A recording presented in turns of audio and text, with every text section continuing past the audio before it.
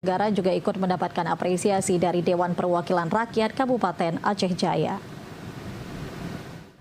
Kejaksaan Negeri Aceh Jaya melalui Bidang Perdata dan Tata Usaha Negara atau Datun berhasil memulihkan keuangan negara sekitar 1,3 miliar lebih ke kas daerah. Keberhasilan tersebut merupakan tindak lanjut dari temuan hasil pemeriksaan yang terjadi dalam kurun waktu beberapa tahun terakhir, sekaligus menjadi bagian dari upaya penegakan hukum di bidang perdata dan tata usaha negara.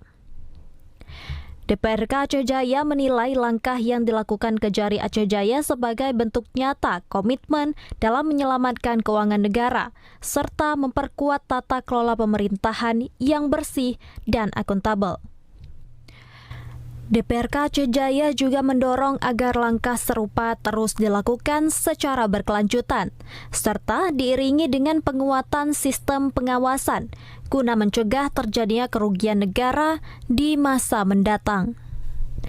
Dengan adanya pengembalian ini diharapkan dapat meningkatkan disiplin dan kepatuhan seluruh organisasi perangkat daerah atau OPD dalam pengelolaan keuangan, sekaligus memperkuat kepercayaan publik terhadap kinerja pemerintah daerah dan aparat penegak hukum di Aceh Jaya.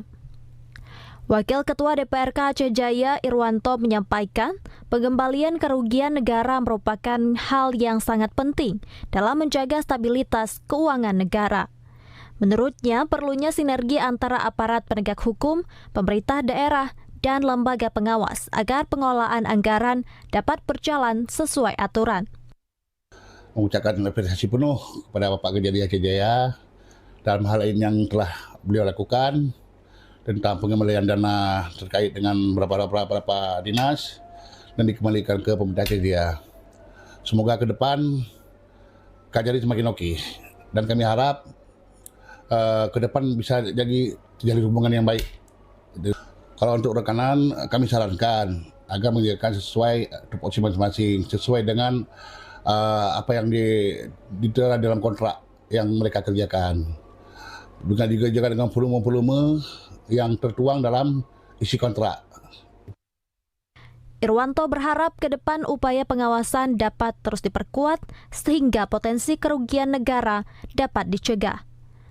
Dari Aceh Jaya, Musliadi, TVRI Aceh melaporkan.